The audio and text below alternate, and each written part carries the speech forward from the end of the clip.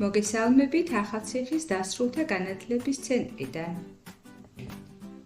ეთერშია სათემო რადიო, რომელიც ფუნქციონირებს გერმანიის მთავრობისა და დივიის საერთაშორისო მხარდაჭერით, პროექტის მისი ხმის ფარგლებში. პროექტის პარტნიორია გერმანული სათემო რადიო Z.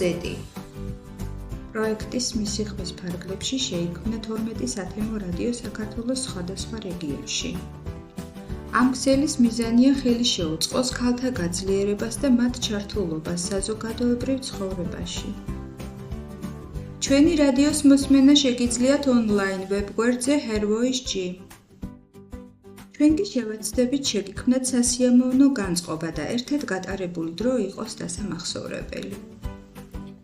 თქვენთვის ეთერში მუშაობს ნინო ფატარიძე.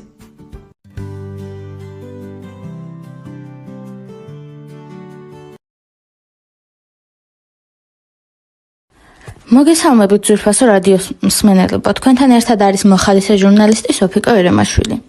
ჩვენთვის დიდი სიამოვნებაა წარმოგიდგინოთ ჩვენი ახალი რუბრიკა, სადაც განვიხილავთ თუ როგორ აღინიშნება ახალი წელი საქართველოს სხვადასხვა კუთხეში. გელოდებათ საინტერესო ისტორიები, ტრადიციები და განსაკუთრებული მომენტები, რომლებიც თითოეული კუთხისთვის გამორჩეული და უნიკალურია. რაჭა. თუკი ახალი წლის დღეებში რაჭაში მოხვდებოდით და მაკვრიელად ანუ მეკვლედ ყოფნის პატივი გერგებოდა, თქვენთვის სპეციალური წესების ცოდნა იქნებოდა საჭირო.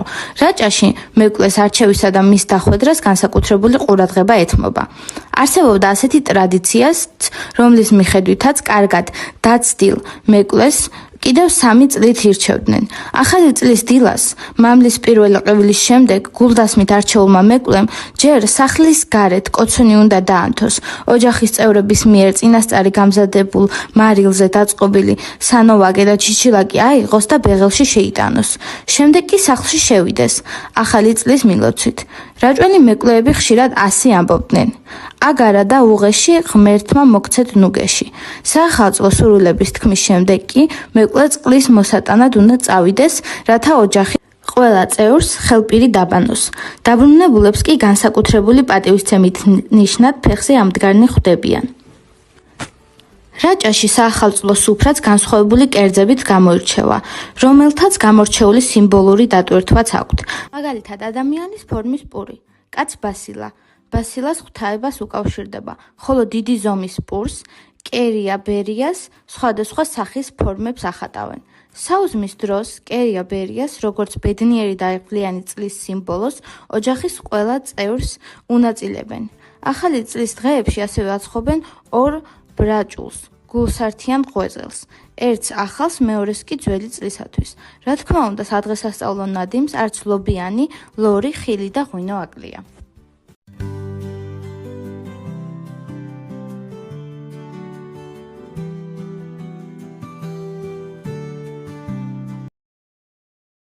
გენდერული ტერმინი სლათ-შეიმინგი. სლათ-შეიმინგი მორალური კრიტერიუმებით თავდასხმის სექსისტური სიძულვილის ენის ფორმაა.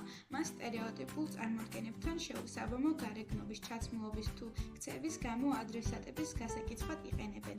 ძირითადად სლათ-შეიმინგის მსხვერპლები ქალები ხდებიან. გენდერული ტერმინი სექსიზმი. სოფლმხედველობა, რომელიც ქადაგებს სქესთა არათანაბარ უფლებებსა და მდგომარეობას, იგი შესაძლოა გამოვლინდეს სიძულვილში, შეუფასებლობაში და წინასწარ განწყობებში, მთლიანად შესაბამისი სქესის წარმომადგენელთან მიმართებაში ან შესაბამისი სქესის მიმართ სტერეოტიპულ მსჯელობებში.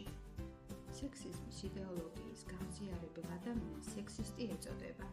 სექსიზმის შედეგია სქესობრივი დისკრიმინაცია, ადამიანთა დისკრიმინაცია სქესის ან გენდერული იდენტობის ნიშნით. სექსიზმის მთავარ მოწინააღმდეგედ ფემინიზმი და ფემინისტური მოძრაობის მიერ გაჩაღებული თანასწორუფლებიანობისათვის ბრძოლა, ანუ ემანციპაცია მიიჩნევა.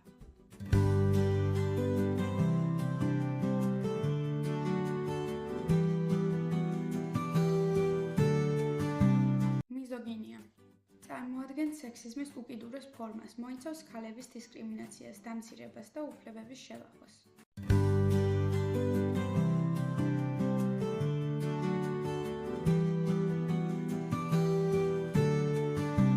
გენდერული დეზინფორმაცია.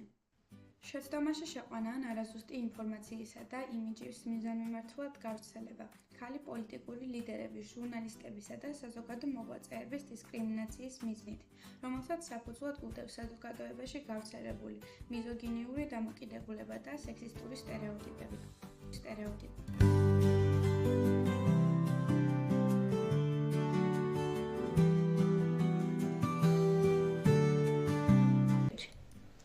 ჩვენი დღევანდელი ეთერი დასასრულს მიუახლოვდა გემშვიდობებით საუკეთესო სურვილები და უკეთესი მომდევნო დღეების იმედით. ბოლოს კი გიტოვებთ სერიალს, რომელიც ვფიქრობ სასიამოვნო განწყობას შეგინარჩუნებთ.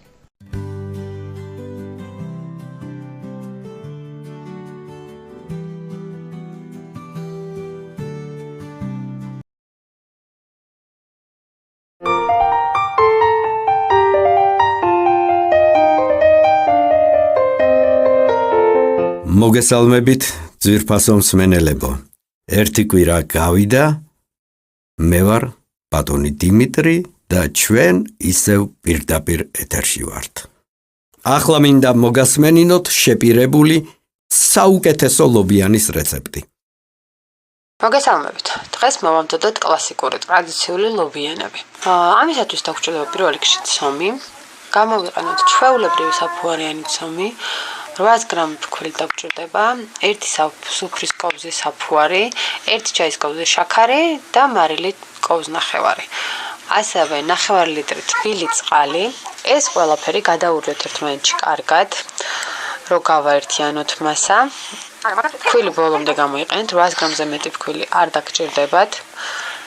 ბოლოს უნდა ჩაზიელოთ ზეთით, თვალის ზომით უნდა აკონტროლოთ ზეთის ნორმა. და საშუალოდ 10 წუთი უნდა მოძველოთ, რათა გამოვიდეს ელასტიური ცომი. კარგად მოზელილი, რასაც ქვია, რომ ლობიანების წყობისას გემრიელი გამოვიდეს ლობიანი. ჩვენი მოზელილი ცომი დაასვენეთ, გადააკარით პარკი და გააჩერეთ ბლადგლას, რათა აფუვდეს. ამასობაში მოვამზადოთ გულსართი, მე მოვხარ მინდვრის ლობიო, ძალიან გემრიელი იყო და მე მიყვარს ლობიანში ხახვი, ამიტომაც ერთი თავი ხახვი დავჭერით წვრილად ძალიან და მოვთუშე ზეთში. თუ თქვენ არ გიყვართ ლობიანში ხახვი, ამ შემთხვევაში ხახვს რომ მოვთუშავთ, გადაწურეთ ზეთი და მხოლოდ გამოიყენეთ ეს არომატული ზეთი, რომელსაც ხახვი მისცემს თავის არომატს და ძალიან უხდება. ასევე უნდა დავუმატოთ მარილი და პილპილი გემოვნებით. მე ამ შემთხვევაში სხვა დამატებითი არანაირი სუნელი არ გამომიყენებია. და მოუზილე ესეც კარგად უნდა გადაურიოთ ერთმანეთში, რომ ერთგვაროვანი მასა მიიღოთ. და გეტყვით ერთ საიდუმლოს, გული არ დაგეშლებათ, ცალ-ცალკე არ წავით, თუ ლობიოსთან ერთად მოხარშავთ ერთ კარტოფილს და გაატარებთ ამ კარტოფილს საერთო მასაში გადაურევთ. იქნება ერთგვაროვანი მასა. მადლობა ყურადღებისთვის, ნახვამდის. შენაგაშენა ღმერთმა. გისმენთ, თქვენ პირდაპირ ეთერში ხართ. გამარჯობა, მე ირმა ვარ 42 წლის. ბავშვობიდან წერ ლექსებს, მაგრამ არ მიბეჭდავენ. სადაც არ გავაგზავნე, ყველგან უარით გამომისტუმრეს. თან მეუბნებიან ძალიან კარგი ლექსებიაო, მაგრამ აი თქვენთანაც ვაგზავნი. ეს ლექსი გუშინ დავწერე. დიახ, გისმენთ, ვეცდებით დაგეხმაროთ, გისმენთ. სახლი ქუჩის ბოლოს. მე მარტოობის სევდამ დამრია ხელი, ამ ქუჩის ბოლოს ის სახლი დგას შენ რომ გელოდა. და ახლაც გელის და დარდობს, იქნებ ვეღარ ცნობ ნაცნობ ადგილებს, იქნებ შენც მეძებ, მაგრამ არ გახსოვს სად დგას ის სახლი. ამ სახლს კი ახსოვს ყველაფერი, შენი თვალები, შენი ხელები, მას შემდეგ ბევრი გავიდა წელი, გელი იქ სადაც ბევრი წელი გელოდი. კიდევ ერთი ლექსი მინდა წაგიკითხოთ. კი გენაცვალე, დიდი სიამოვნებით. უსათაურო. ორი პატარა გოგო ეზოში დახტის ახლა. მახსოვს მეც მქონდა ერთ დროს სწორედ ასეთი კაბა, მთელი ქვეყანა ჩემი მეწყომ მეგონა ალბათ. მერე თანდათან თითქოს სულ ყველაფერი გაქრა, ორი პატარა გოგო ეზოში დახტის ახლა. მახსოვს მეც მქონდა ერთ დროს სწორედ ასეთი კაბა. დიდი მადლობა, რომ ჩემი ლექსი ეთერში გაუშვით. შეგახსენებთ, შეგიძლიათ გამოგვიგზავნოთ როგორც ხმოვანი, ისე ჩვეულებრივი წერილები და ასევე დაგვირეკოთ პირდაპირ ეთერში. ჩვენი დრო ამოიწურა, ძვირფასო მსმენელებო. შევხვდებით ერთ კვირაში. იმედი ვიქონიოთ, რომ კარგი ამბებიც გვექნება. აბა დროებით. გემშვიდობებით მომავალ შეხვედრამდე.